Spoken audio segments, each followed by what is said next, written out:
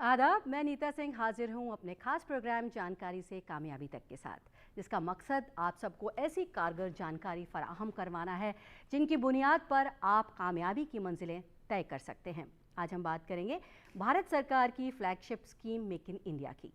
भारत को global manufacturing hub बनाने के मकसद से 25 सितंबर 2014 को शुरू की गई ये स्कीम आज भारत को बाख्तियार बनाने की अपनी तारीखी दहाई पूरी कर रही है। दरअसल इस मुहिम का मकसद सरमायाकारी को आसान बनाना, इनोवेशन यानी जिद्दत तराजी को फ़रोग देना, हुनरमंदी की तरक्की को तेज़ करना, इंटेलेक्चुअल प्रॉपर्टी को प्रोटेक्शन देना और बेहतरीन मैन्युफैक्चरिंग इंफ्रास्ट्रक्चर की तामीर करना है। आज हम इसी को डिटेल में समझने की कोशिश करेंगे कि इस स्कीम से फ़ायदा उठाकर हम कैसे कामयाबी की मंजिल को तय कर सकते हैं। इसी पर बात करने के लिए हमारे साथ स्टूडियो में मौजूद हैं दो खास मेहमान। IIT alumni Ajax engineering limited में डीलर डेवलपमेंट के हेड विक्रमजीत सिंह सेतिया और ग्रीन स्टेट हाइड्रोजन इंडिया के मैनेजिंग डायरेक्टर डॉक्टर जीवन प्रकाश गुप्ता। आप दोनों का हम अपने स्टूडियो में वेलकम करते हैं और हम अपने व्यूअर्स को याद दिला दें कि आप भी हमारे एक्सपर्ट से कोई सवाल पूछना चाहते हैं या कोई जानकारी लेना चाहते हैं तो आप हमें टोल फ्री नंबर पर कॉल कर सकते हैं। आपके टीवी स्क्रीन पर लगातार हमारा टोल फ्री नंबर फ्लैश किया जा रहा है। आइए अब जानते हैं कि ये मेक इन इंडिया है क्या। सबसे पहले आपसे समझना चाहेंगे विक्रमजीत जी, हालांकि 10 साल पूरे हो गए हैं मेक इन इंडिया इनिशिएटिव को, लेकिन ये मेक इन इंडिया को किस मकसद के साथ शुरू किया गया, क्या ज़रूरत पड़ी इसे शुरू करने की? नमस्कार, धन्यवाद।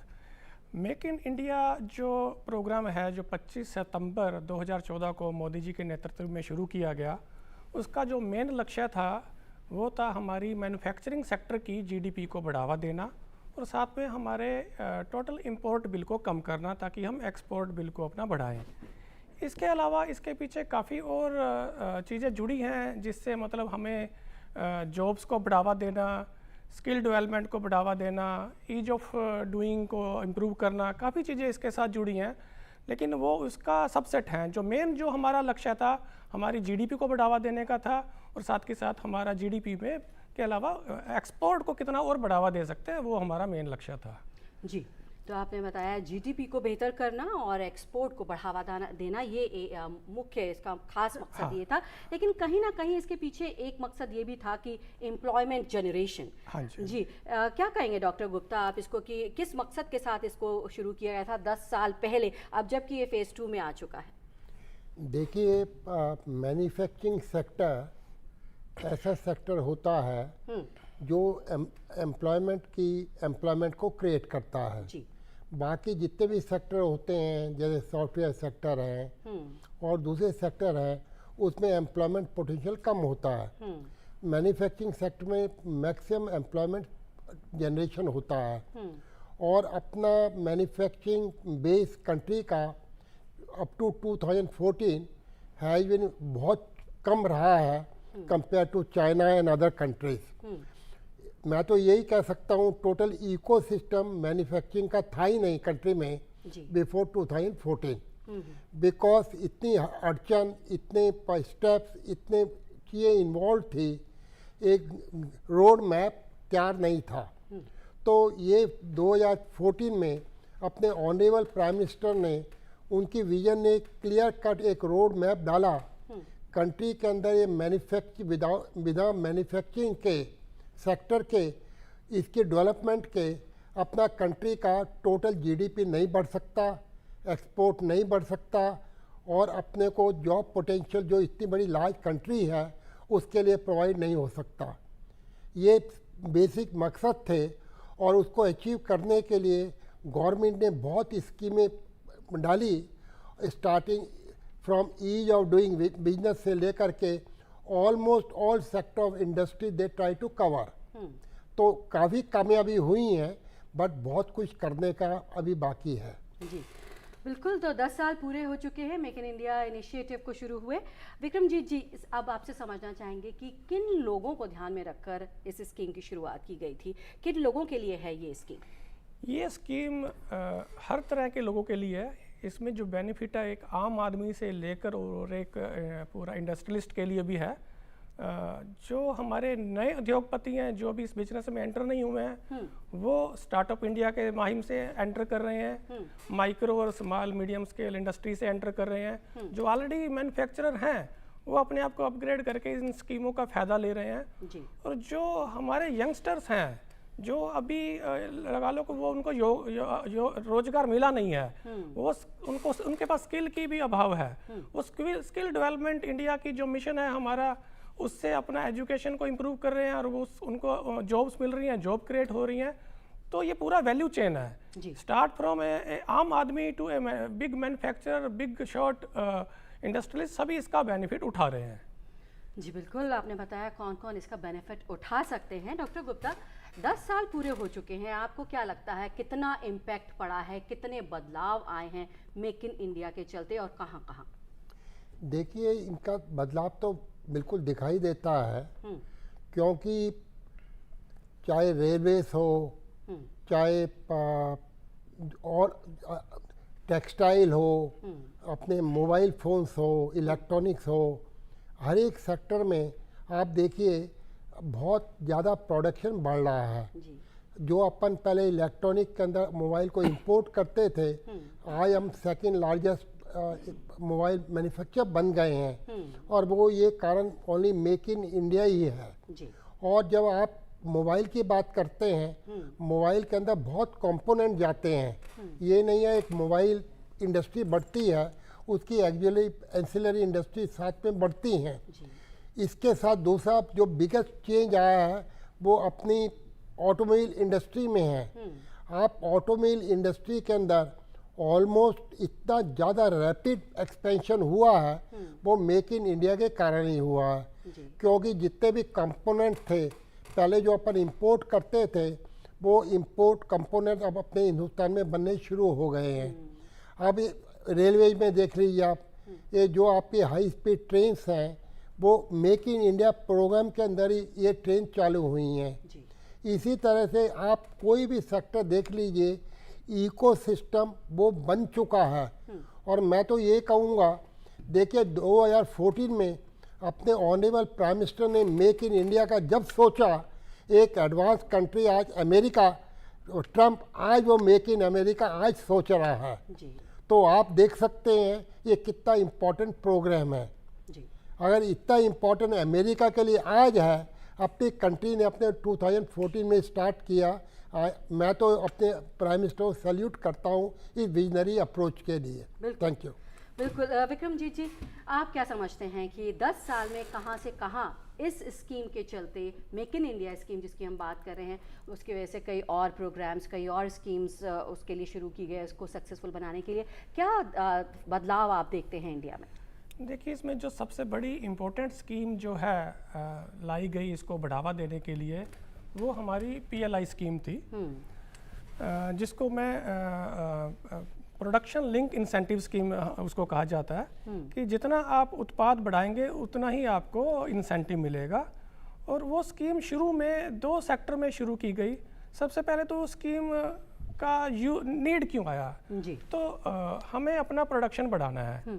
हम प्रोडक्शन बढ़ाएंगे, किस लिए बढ़ाएंगे? क्योंकि हमें अपना एक्सपोर्ट भी बढ़ाना है। लेकिन एक्सपोर्ट जब हम कैसे करेंगे? मतलब प्रोडक्शन बढ़ाने से तो खाली हमारा सोल्यूशन होगा नहीं, हमें एक्सपोर्ट भी बढ़ाना पड़ेगा जी। लेकिन एक्सपोर्ट बढ़ाने के लिए हमें कम्पिटिटिव प्राइस में प्रोडक्शन करना पड़ेगा। तो कम्पिटिटिव प्राइस में प्रोडक्शन करने के लिए हमें करना क्या है? तो हमें अपने जो प्रोडक्शन की कीमत घटानी है। तो वो कीमत घटाने के लिए हमें करना क्या है? तो उसके लिए हमें इकोनॉमी ऑफ स्केल में प्रोडक्शन करना है। लेकिन शुरुआत में तो इकोनॉमी ऑफ स्केल अचीव हो नहीं सकता। उसको अचीव करने के लिए कुछ समय चाहिए, शुरुआत कहीं ना कहीं से करनी पड़ेगी। तो एक छोटे वॉल्यूम से जब हम शुरू करेंगे तो हमारी कॉस्ट ज़्यादा आएगी। तो गवर्नमेंट ने क्या किया, एक प्रोडक्शन लिंक इंसेंटिव स्कीम बनाई कि आप प्रोड्यूस करते जाइए और उस प्रोडक्शन के ऊपर आपको इंसेंटिव देंगे। उस इंसेंटिव को अपनी कॉस्ट से माइनस कर लीजिए, आपकी कॉस्ट कम हो जाएगी। अब आपको कम कॉस्ट पर वो प्रोड्यूस किया हुआ जो प्रोडक्ट है वो आप वर्ल्ड वाइड कम्पिटिटिव मार्केट में आप बेच सकते हैं जी। उससे आप एक्सपोर्ट बढ़ाइए। तो ये एक स्कीम बड़ी लाभदायक स्कीम रही जिससे हमने अपना एक्सपोर्ट बढ़ाया जी। तो इस तरह से और भी काफ़ी स्कीमें तरह तरह की चलाई गई जी। बाकी स्कीम्स के बारे में भी हम बात करेंगे। तो ये आपने बात की कि इंसेंटिव लिंक्ड स्कीम की आपने बात की। डॉक्टर गुप्ता, आप बता रहे थे कि एनर्जी कहीं ना कहीं एक बहुत बड़ा ज़रिया है देश की इकॉनमी को बढ़ाने के लिए या मेक इन इंडिया के लिए बहुत बड़ी ज़रूरत है, वो आपसे समझना चाहेंगे कैसे? देखिए, एनर्जी की consumption per capita consumption reflect करती है कंट्री की ग्रोथ जीडीपी को। और जीडीपी की अगर एनर्जी कंजम्पशन ज़्यादा है इसका मतलब कंट्री ग्रो कर रहा है, क्योंकि एनर्जी का जो कंपोनेंट है, ड्राइविंग फोर्स है, वो लघु उद्योग से लेकर के बड़ी से बड़ी इंडस्ट्री में काम आता है। तो अभी एक होता है कि एनर्जी को पैदा करना, किस सोर्स से पैदा करना और किस कॉस्ट पे पैदा करना, ये बहुत ज़रूरी है। अभी तक जितनी भी एनर्जी पैदा होती थी वो या तो कोल से पैदा होती थी या क्रूड ऑयल से पैदा होती थी या नेचुरल गैस से पैदा होती थी। जब ये डिकार्बोनाइजेशन का इशू बना, क्लाइमेट चेंज का प्रॉब्लम आया, तो इसके ऊपर हर एक पेरिस एग्रीमेंट के कारण इनका कंजम्पशन हर एक कंट्री ने इनको कम करना शुरू किया। दूसरा अल्टरनेट सोर्स ऑफ एनर्जी का शुरू हुआ। यहाँ पर ग्रीन हाइड्रोजन स्टार्ट हुआ। गवर्नमेंट ने बहुत ही बड़े स्केल के ऊपर बहुत पीएलआई स्कीम के थ्रू रिसर्च एंड डेवलपमेंट के अंदर सपोर्ट करते हुए अपने कंट्री को 5 million ton of green hydrogen 2030 तक बना करके बनाना का टारगेट दिया। और ये भी टारगेट दिया इंडिया एक वर्ल्ड के अंदर एक्सपोर्ट हब बनेगा ग्रीन हाइड्रोजन के लिए। बट इसके लिए ग्रीन हाइड्रोजन के लिए आपको इलेक्ट्रोलाइजर्स, उसको कैसे स्टोर किया जाए, इसको कैसे ट्रांसपोर्ट किया जाए, इसके अंदर काफ़ी चैलेंजेस हैं। और इन चैलेंज को देखते हुए तो ये स्कीम काफ़ी कामयाब है और अपने यहाँ लोकल कंपोनेंट बन रहे हैं। और ये जो ग्रीन हाइड्रोजन है ये बड़े स्केल के ऊपर बड़ी कंपनी इसके अंदर आ गई हैं।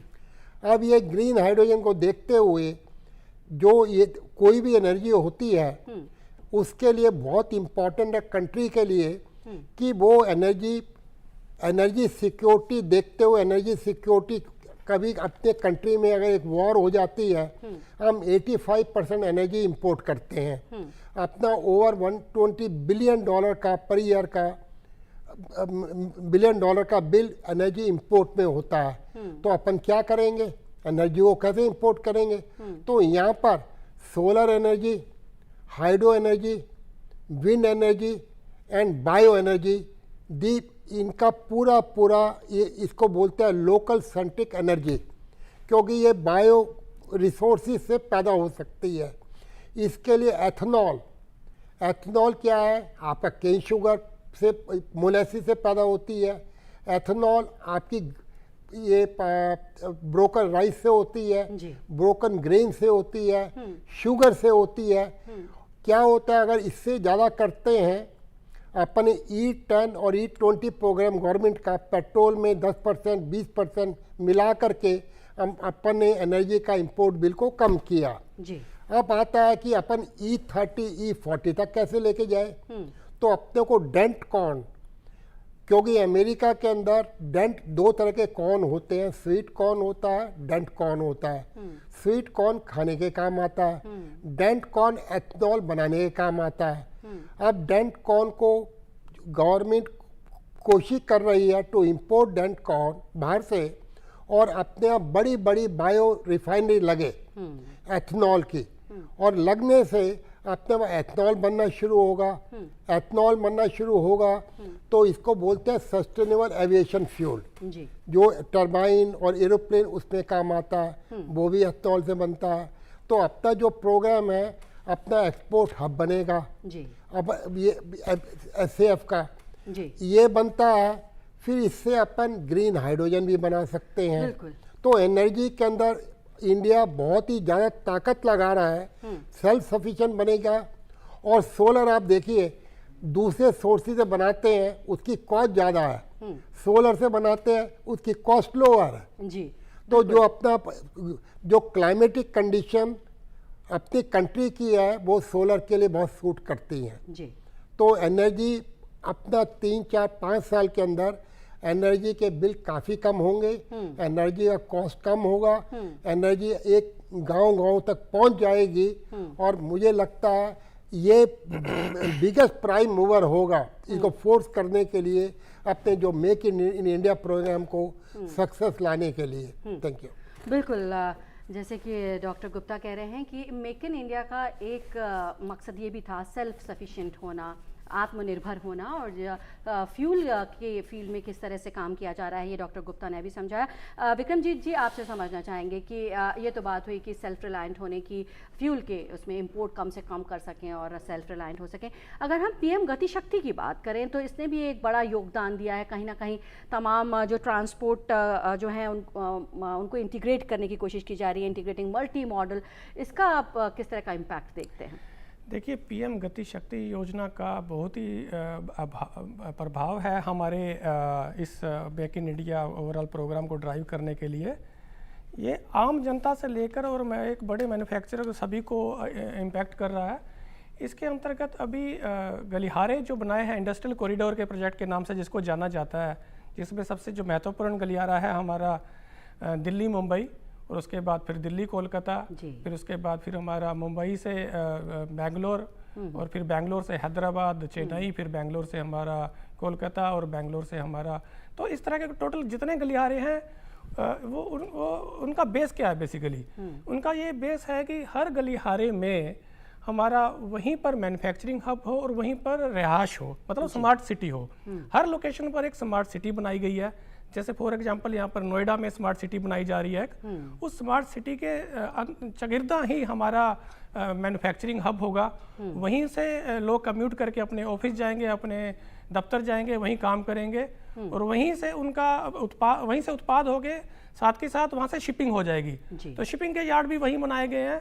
और ये जो गलियारे जो कनेक्ट कर रहे हैं सिटी टू सिटी, इनमें गति को बहुत तरह से ध्यान में रखा गया है ताकि जो उसका ओवरऑल ट्रैवल टाइम जो है, कॉस्ट जो है वो हमारी कम हो। जो हमारा लॉजिस्टिक का कॉस्ट है वो भारत में अभी भी यदि मैं अंतर्राष्ट्रीय बाजार से कंपेयर करूं तो बहुत ज़्यादा है। चाइना का यदि मैं देखूं तो ओवरऑल कॉस्ट जो है हमारा 8% आता है मैन्युफैक्चरिंग का। हमारे भारत में बहुत समय पहले 2014 से पहले ये लगभग 28% था, जो कि एक टोटल अनुमान है अभी वो 18% पर आया है। और उसको और भी कम लाना है, जो कि गति शक्ति जो योजना है उसके अंतर्गत ही लाया जा सकता है। उसके बिना इसको कम लाने में बहुत कठिनाइयाँ होने वाली थी। जी, तो आप बता रहे हैं किस किस तरह से ये इम्पैक्ट डाल रहा है। डॉक्टर गुप्ता, अगर हम बात करें, जैसे कि आपने पहले बताया था कि 60% हमारे एग्रीकल्चर सेक्टर है, और सबसे ज़्यादा जब तक फार्मर्स को इससे पॉजिटिव इम्पैक्ट नहीं पड़ेगा तब तक इकॉनमी पे उसका असर नहीं दिखेगा। आपसे ही जानना चाहेंगे कि आप जैसे एनर्जी की बात कर रहे हैं, फ्यूल की बात कर रहे हैं, ग्रीन हाइड्रोजन की बात कर रहे हैं, या फिर हम मेक इन इंडिया की बात कर रहे हैं, कैसे ये अलग अलग फार्मर्स को कैसे इम्पैक्ट कर रहा है पिछले 10 साल में अगर हम देखना चाहें तो? देखिए, ये जो बायो एनर्जी है ये डायरेक्टली फार्मर से रिलेटेड है, क्योंकि बाकी जो दूसरे साधन एनर्जी जनरेशन के हैं वो बहुत लार्ज स्केल पे थर्मल पावर प्लांट लगते हैं, वहाँ से पावर जनरेशन होती है। और जो ये फार्मर सेंट्रिक जो पावर जनरेशन है, सोलर से लेकर के आप सोलर पैनल लगाइए, आप उसे एनर्जी जनरेट करिए, एनर्जी जनरेट करके उसको स्टोर करिए और अपने पंप चलाइए, तो ये आप देख लिए फार्मर से पूरी रिलेटेड इंडस्ट्री आपको मिलती है। और एज ए बिल्कुल ऑलमोस्ट फ्री ऑफ कॉस्ट, क्योंकि एनर्जी उन्होंने स्टोर कर ली, उन पंप्स को चला लिया। पहले क्या होता था, वो पंप सारे डीजल से चलते थे, और डीजल से चलेंगे, डीजल कॉस्ट बढ़ती थी, और उससे क्या होता है एटमॉस्फेयर की पॉल्यूशन बढ़ती थी। तो एक इससे क्या है, पंप बना करके स्टोरेज जो आपके डीजल पंप के बजाय अब सोलर पंप जो फार्मर्स को मिलेंगे, फार्मर लोकली बना सकते हैं, इंडस्ट्री वहाँ पर लग सकती है, सोलर पैनल्स हैं, काफ़ी हाई एफिशिएंसी और लॉन्जिविटी ऑफ दी, ये जो पैनल है काफ़ी लंबी उनकी लाइफ है। तो ये पूरी इंडस्ट्री उनके लिए, फार्मर्स के लिए है। दूसरा क्या है, इसी इंडस्ट्री से रिलेटेड आपकी एथनॉल इंडस्ट्री है।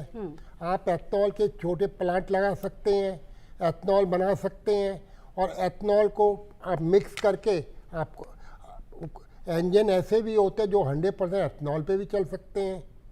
ऐसे ही ग्रीन हाइड्रोजन है, ग्रीन हाइड्रोजन का छोटा प्लांट लगाइए, इलेक्ट्रोलाइजर छोटा लगाइए, उसके लिए सोलर पैनल लगा लीजिए, सोलर पैनल लगाइए, इलेक्ट्रोलाइजर लगाइए, हाइड्रोजन आपकी मुफ्त में बनेगी क्योंकि बिजली सस्ती है।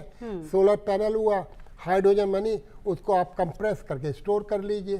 आपके एलपीजी सिलेंडर के बजाय आपको हाइड्रोजन सिलेंडर मिलेंगे जी। उसके एलपीजी बर्नर के बजाय हाइड्रोजन बर्नर मार्केट में आ रहे हैं। तो ये सारी की सारी एनर्जी सेंट्रिक इंडस्ट्री ये अपने फार्मर्स के लिए बहुत ही बूम साबित होने वाली है।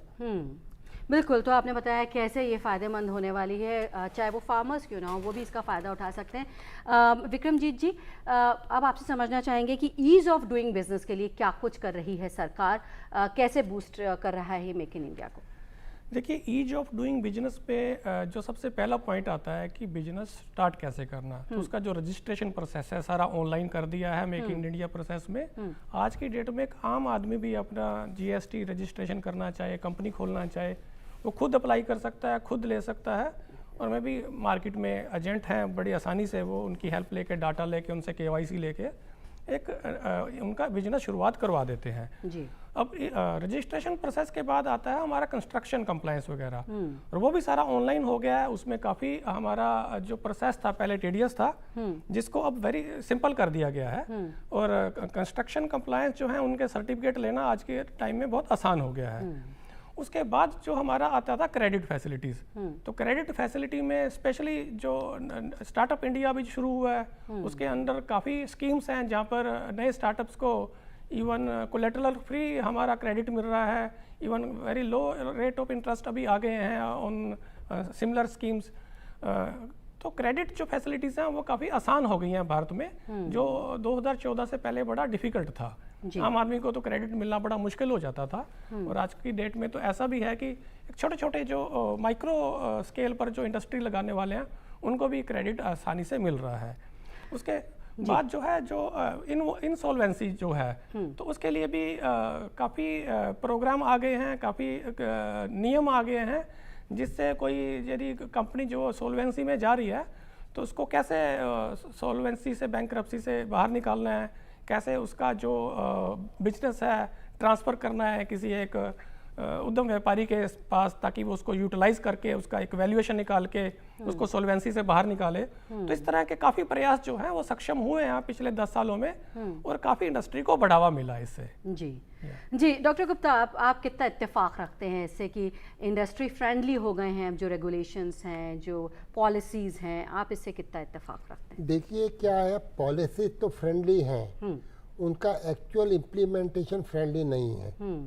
हम जिक्र किया कि फंडिंग का, फंडिंग इतनी आसानी से नहीं मिलता है, टाइम जितना लगता है अप्रूवल्स के लिए नहीं मिलता है, बहुत लंबा लगता है। और यही कारण है अपना ईज ऑफ डूइंग बिजनेस एक वर्ल्ड स्केल के ऊपर भी अभी अपन 68 पे ही आए हैं। तो ये एक ऐसी आसान चीज़ है, ये तो बहुत जल्दी अचीव की जानी चाहिए। ये तो गवर्नमेंट की पॉलिसीज हैं, इनमें तो कुछ करना नहीं है, कोई ना गवर्नमेंट को पैसा लगाने का है, गवर्नमेंट को डिसमेंटल करने का है। जब एक वर्ल्ड के अंदर ये स्ट्रक्चर काम कर रहा है तो अपनी कंट्री के अंदर इतना स्लो प्रोसेस क्यों है? जी, उन्होंने किया है, पर अब इसके अंदर स्पीड लानी है, प्रैक्टिकली देखना है कहाँ पर अड़चन है। बिल्कुल, क्या है कि स्कीम बना दो और उसकी अकाउंटेबिलिटी नहीं हो तो उसका कोई फायदा नहीं है। जी, मुझे लगता है अकाउंटेबिलिटी कम है, स्कीम्स बिल्कुल ठीक हैं, तो उसके कारण ये चीज़ें मूव नहीं करती हैं। जी। ईज ऑफ डूइंग बिजनेस कहते जरूर हैं, अगर चाइना में आपको फैक्ट्री लगानी है, आप यकीन करें 72 घंटे के अंदर हर एक चीज़ आपकी टेबल पे है। जी।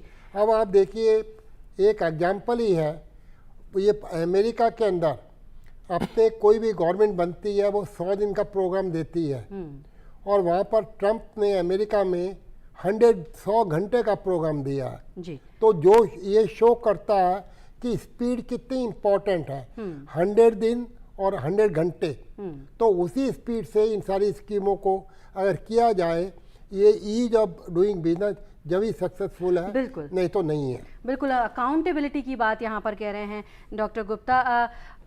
विक्रमजीत जी, 2014 से अभी तक की बात करें तो 142 नंबर पर था इंडिया, जबकि अब 63rd नंबर पर पहुंच गया है, तो काफ़ी फासला तय हो गया है। लेकिन अभी बहुत कुछ किया जाना बाकी है। तो विक्रमजीत जी, आपसे समझना चाहेंगे, एक चैलेंज की हमने बात की, और किस तरह के चैलेंजेस आपको दिखाई देते हैं?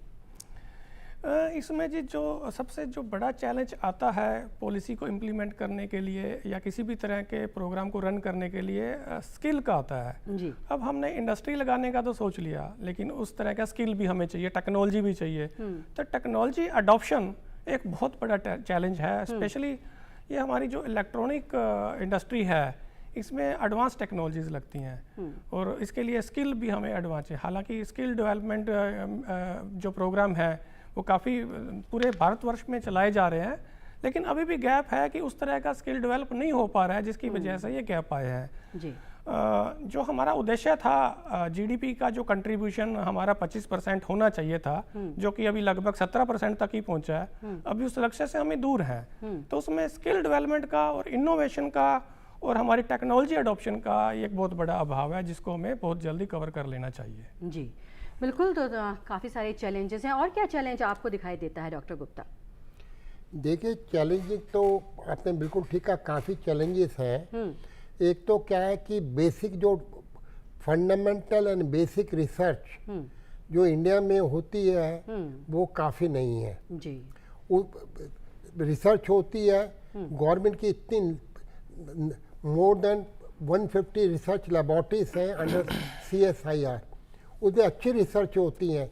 उन रिसर्च को आपने एक इंडस्ट्रियल वेंचर में कन्वर्ट करने के लिए उस लेवल तक नहीं पहुंच पाती है।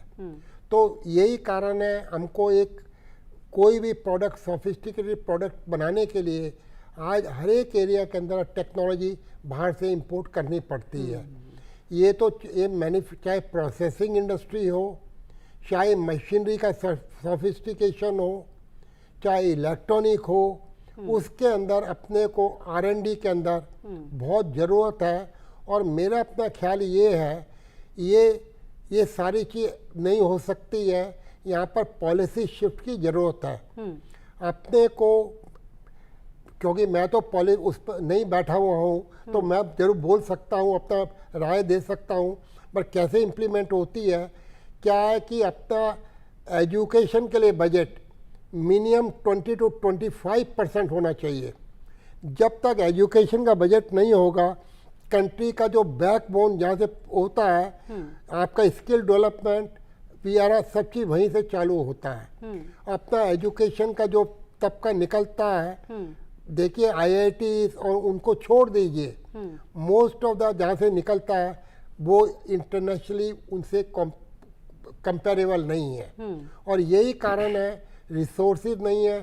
टीचर्स को जो सैलरी मिलनी चाहिए वो उनको टीचर को बहुत लो सैलरीज मिलती हैं। जो फैसिलिटी मिलनी चाहिए स्कूलों के अंदर वो नहीं मिलती हैं। तो उसका मेरा अपना ख्याल है, एजुकेशन बजट हर एक स्टेट का बहुत ज़्यादा होना चाहिए। जी। जब एजुकेशन बजट होगा, स्टूडेंट के क्वालिटी निकलेंगे, उनका स्किल का डेवलपमेंट, सारे एजुकेशन प्रोग्राम ऐसे ही होने चाहिए जो साथ के साथ स्किल डेवलपमेंट की तरफ ओरिएंटेड हो। क्योंकि हर एक को वो ज़रूरत नहीं है कि आपको एक कैलकुलस या उसको क्या पढ़ाना है और उसका इंटरेस्ट एक कुछ मैन्युफैक्चरिंग में है, स्किल के अंदर है, एजुकेशन के लेवल के ऊपर ही वो ये प्रोग्राम मल्टी मल्टी प्रोग्राम होने चाहिए जिससे एक इकोसिस्टम बने आपका स्किल डेवलपमेंट का बिगनिंग से। जी बिल्कुल। विक्रमजीत जी, चैलेंजेस बहुत सारे हैं, हमने अचीव भी बहुत कुछ किया है पिछले 10 साल में। हालांकि make in India 2.0 second phase शुरू हो चुका है, क्या फ़र्क है फर्स्ट फेज़ में और सेकेंड फेज़ में? देखिए, अब सेकंड फेज़ में इम्प्लीमेंटेशन फेज़ आ गया है। जो PLI स्कीम है हमारी, उसका ज़्यादा लाभ जो है सेकंड फेज़ में आने वाला है, क्योंकि सेकंड फेज़ में इसमें आउटले ज़्यादा बढ़ाया गया है और उसका जो लाभार्थी हैं सेकंड फेज़ में उसके इंसेंटिव से ही हमारी जो प्रोडक्शन की कीमत को कर पाएंगे। जो कि जो PLI स्कीम है शुरुआत हुई थी हमारे 2 ही सेक्टर से, जिसमें मेन सेक्टर था हमारा इलेक्ट्रॉनिक्स, जिसको ministry of electronics and IT ने शुरू किया था, और उसके बाद फार्मास्यूटिकल डिपार्टमेंट भी उसमें सहयोगी था, जो कि $7 बिलियन की आउटले से शुरू हुआ था। बाद में फिर इसमें 14 और कर दिए गए और सभी सेक्टर्स पर जो टोटल जो आउटले है वो 27 बिलियन हो गया, जिसका आज की डेट में लगभग मैं कहूँ 80% जो है रजिस्ट्रेशन हो चुका है। इन आउटले की जो कंजप्शन होनी थी उसके ऊपर 755 के आसपास एप्लीकेशन अप्रूव हो गई हैं।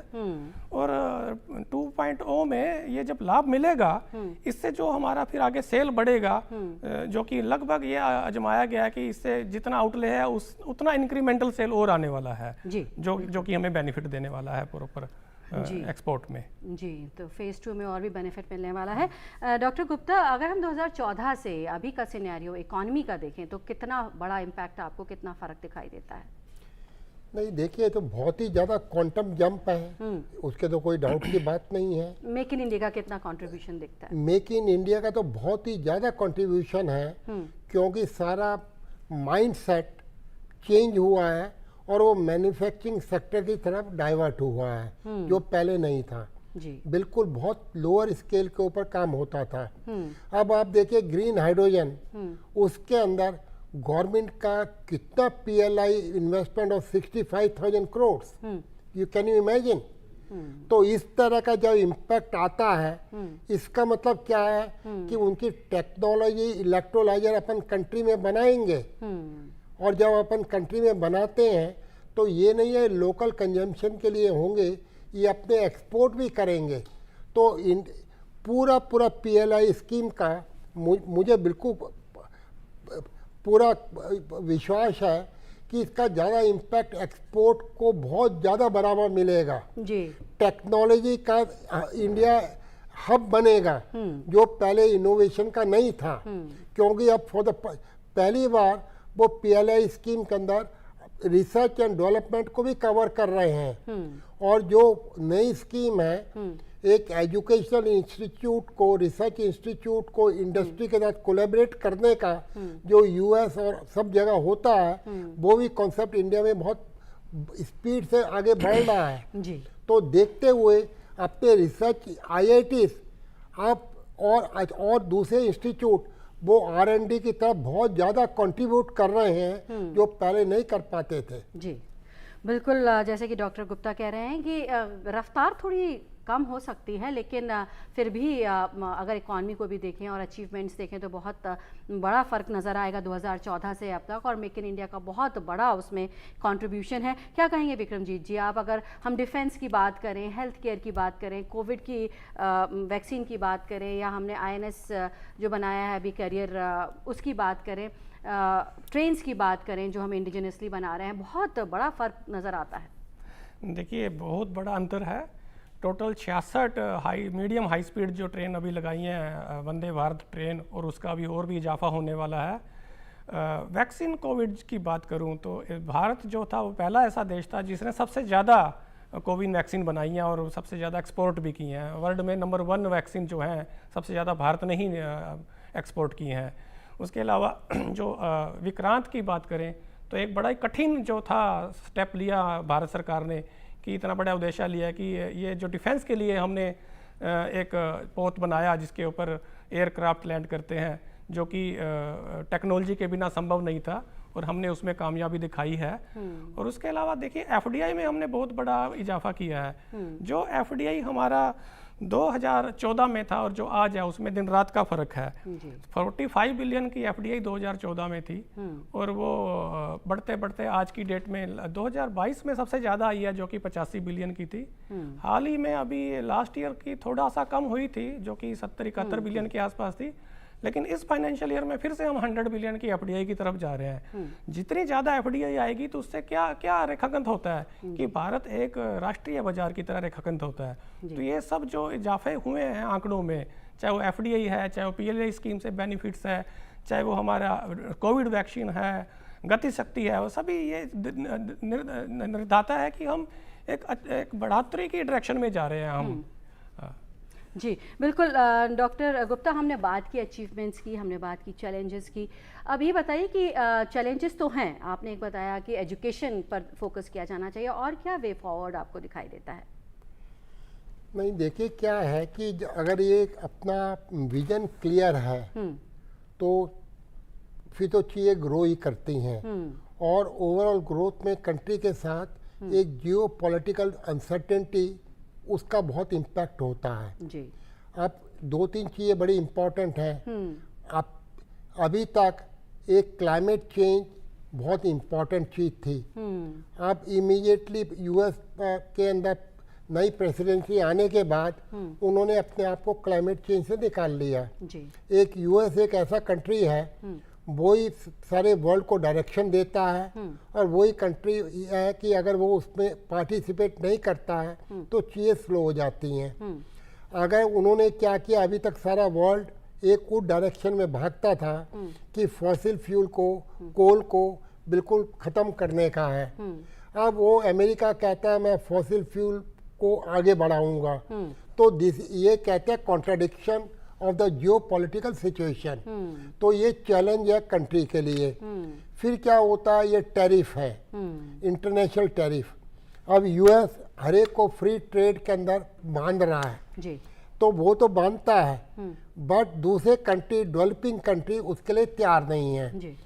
क्योंकि उनकी पूरी manufacturing, local conditions, parity between the income बिल्कुल डिफरेंट है जी। तो ये कितना अनयूजुअल स्टेप अमेरिका का है कि वो एक्सपेक्ट करे इंडिया से उनकी पैरिटी ऑफ प्रोडक्ट अपने हिंदुस्तान के बराबर हो जी। तो ये बहुत ज़्यादा चैलेंजेस हैं जी। चैलेंजेस बहुत सारे हैं, और हालांकि 10 साल पूरे हो चुके हैं, बहुत कुछ हमने अचीव किया है।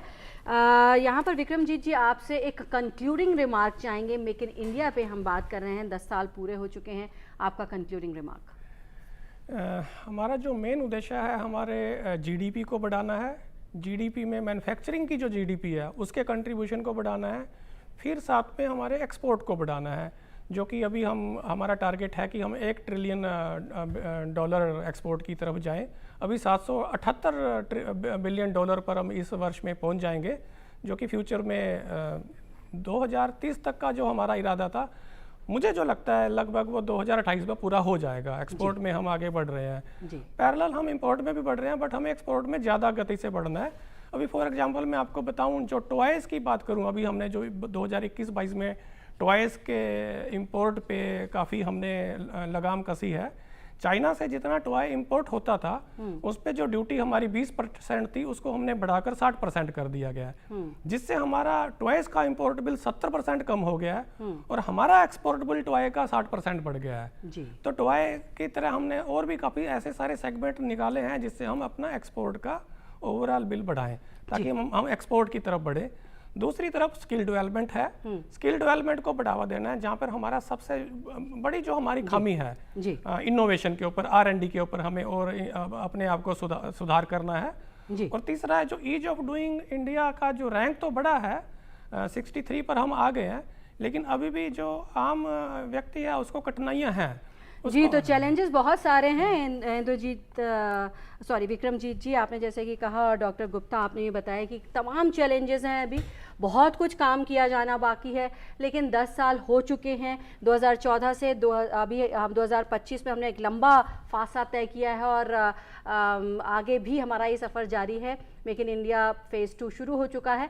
हमारी आज की पेशकश में फ़िलहाल इतना ही। आपको हमारा प्रोग्राम कैसा लगा, इस पर आप भी अपनी राय दे सकते हैं। इसके लिए हमारा ईमेल आईडी है ddurduspecials@gmail.com। इसी के साथ हमारी पूरी टीम को दीजिए इजाज़त।